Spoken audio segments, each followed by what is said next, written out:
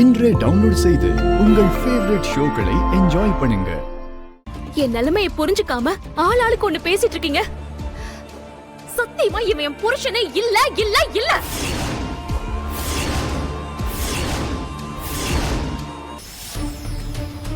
இவன் இந்த வீட்டுக்கு வரதுக்கு முன்னாடி நான் இவனை பார்த்ததே இல்ல. அத்தை அத்தை ப்ளீஸ் அத்தை, நீங்க ஏன் இப்படி நடந்துக்கிறீங்கன்னு எனக்கு தெரியல அத்தை. அத்தை உங்களை யாராவது ஏதாவது சொன்னாங்களா, மிரட்டினாங்களா அத்தை? அப்படி ஏதாவது இருந்தா சொல்லுங்க.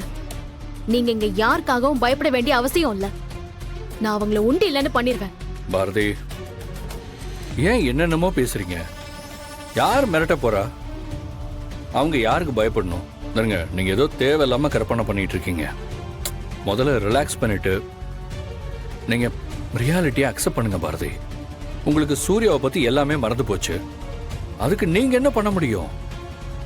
இந்த பிரச்சனையை சரி பண்றதுக்கு நீங்க தான் எஃபோர்ட் போடணும். முதல்ல அதை புரிஞ்சுக்கோங்க. ஐயோ, முதல்ல நான் சொல்றத நீங்க எல்லாரும் புரிஞ்சுக்கோங்க. ஆளுக்கு ஒன்னொன்னு பேசிட்டு இருக்கீங்க. ஆனா நான் ஒத்த ஆளு. உங்க எல்லாரும் முன்னாடியும் இவன் யாரும் தெரியலன்னு சொல்லி கெஞ்சிட்டு இருக்கேன். அத பத்தி கவலையே படாம நீங்க இப்படி பேசுறது எனக்கு ரொம்ப கஷ்டமா இருக்கு. பாரதி ப்ளீஸ். ஆதி ப்ளீஸ்.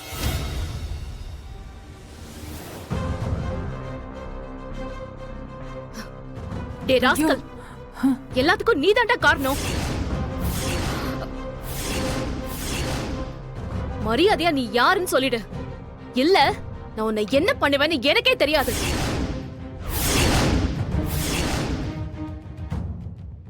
பாத்தீங்களாமா, நான் வந்ததுல இருந்து இப்படிதான் பாரதி என்கிட்ட நடந்துக்கிறா. இதை நீங்க பார்த்தா வருத்தப்படுவீங்கன்னு தான் நான் இங்க வந்தது உங்ககிட்ட சொல்லவே இல்லை. சூர்யா, உன் நிலைமை எனக்கு புரியுதுப்பா. பாரதிக்கு இந்த மாதிரி ஒரு பிரச்சனை இருக்கிறது ரொம்ப கஷ்டமான விஷயம்தான். ஆனா அதுக்காக தொட்டு தாலி கட்டின புருஷன் இல்லைன்னு ஆயிடுமா? நீ நான் பெத்த பையன்டா. பாரதி, சூர்யா பொய் சொல்ல மாட்டேன்னு உனக்கு தெரியும்ல. உங்க ரெண்டு பேரும் எப்படியாவது சேர்த்து வைக்கணும்னு தான் நீ ஃபோன் பண்ணதை நான் ஓடி வந்தேன். அத்தை ப்ளீஸ், உங்களுக்கும் எனக்கும் ஏதாவது பிரச்சனைனா தயவு செஞ்சு நாம தனியா பேசிக்கலாம்.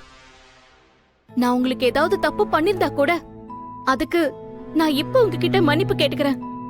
ப்ளீஸ் அத்தை, இந்த மாதிரி சிச்சுவேஷன்ல நீங்க இப்படி எல்லாம் நடந்துக்கிறத என்னால தாங்கிக்கவே முடியல. ப்ளீஸ் அத்தை சொல்லுங்க. என்ன பாரதி இப்படி எல்லாம் பேசுற? என் பையன் என்னை விட்டுட்டு போனதுக்கு அப்புறம் நீ தானே என்ன கவனிச்சுக்கிட்ட. அந்த நன்றி விசுவாசம் எனக்கு இருக்காதா?